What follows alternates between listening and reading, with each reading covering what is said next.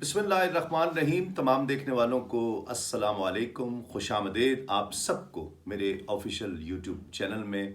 ज़्यादा से ज़्यादा इस चैनल को सब्सक्राइब कीजिए और बेल आइकन का बटन ज़रूर प्रेस कीजिए ताकि आप तक ये वीडियो बहुत जल्दी और आसानी से पहुंच सके।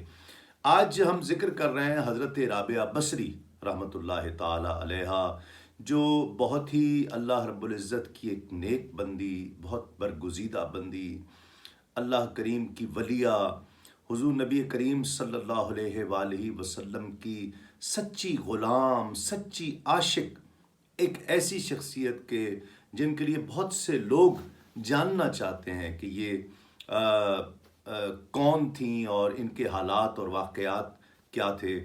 तो इंशाल्लाह मैं कोशिश करूँगा कि गाहे बगाहे इनका ज़िक्र हज़रत राबिया बसरी का आता रहे और कुछ औलिया का तज़किरा आता रहे।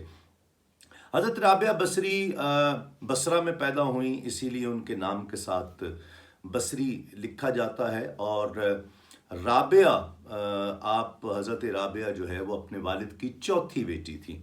आपकी पहले 3 बहनें और भी थीं और उसके बाद 3 बहनों के बाद हज़रत राबिया बसरी की विलादत हुई।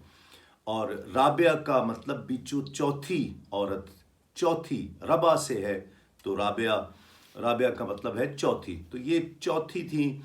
तो इनके वालिद इनकी विलादत पर इस वजह से कुछ परेशान थे, इसलिए नहीं कि बेटी पैदा हुई है तो अब क्या होगा, ये वजह नहीं, बल्कि वजह ये थी कि चूँकि उस वक्त उनके हालात कुछ अच्छे नहीं थे, तो वो बहुत परेशान थे कि अब एक और बेटी भी पैदा हुई है, अब मैं कैसे अपना गुजारा करूँगा।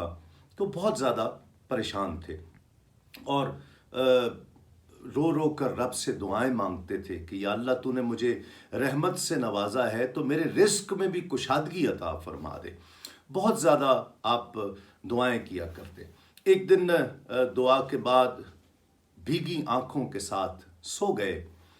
सोए क्या, नसीब जाग उठे, करीम आका सल्लल्लाहु अलैहि वसल्लम ख्वाब में तशरीफ़ लाए और उन्हें हज़रत राबिया बसरी की विलादत की मुबारकबाद दी कि तुम्हें मुबारक हो कि तुम्हारे घर राबिया पैदा हुई है और ये राबिया अल्लाह की बहुत नेक बंदी होगी और मेरी सच्ची ग़ुलाम होगी और तुम्हारे ख़ानदान के लिए इज़्ज़तों और रहमतों का बाइस होगी।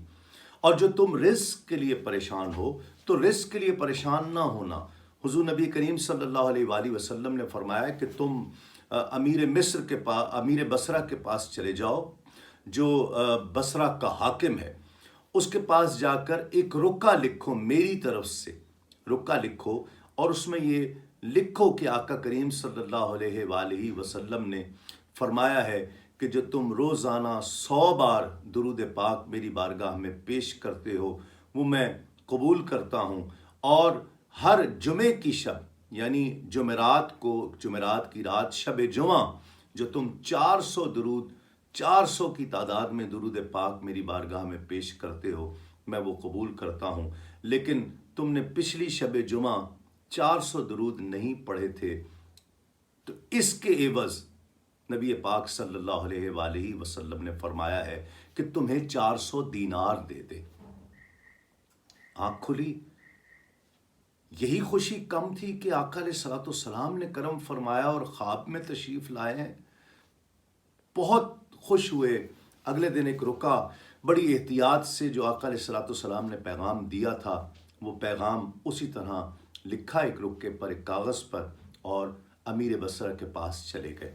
वहाँ बारियाबी चाहते थे वज़रा को, और जो गार्ड्स थे उन्हें वो रुका दिया कि ये रुका मेरा अमीर बसरा तक पहुँचा दो।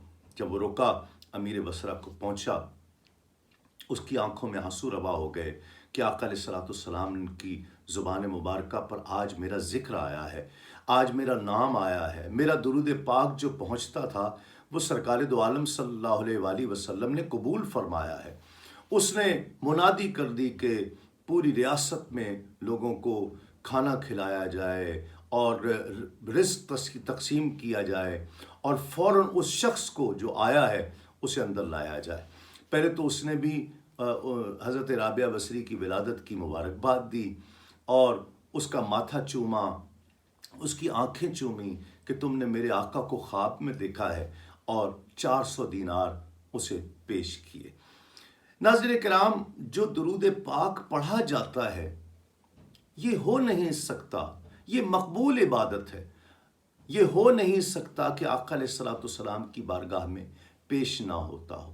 لیکن یاد رکھیں، درود پاک پڑھنے کے لیے خلوص اور توجہ یہ بہت ضروری چیزیں ہیں کہ خلوص کے ساتھ اور توجہ کے ساتھ سرکار دو عالم صلی اللہ علیہ وآلہ وسلم کی بارگاہ میں درود پیش کیا جائے، اس یقین کے ساتھ کہ میں درود پڑھتا ہوں اور یہ سرکار دو عالم صلی اللہ علیہ وآلہ وسلم کی بارگاہ میں پیش ہوتا ہے۔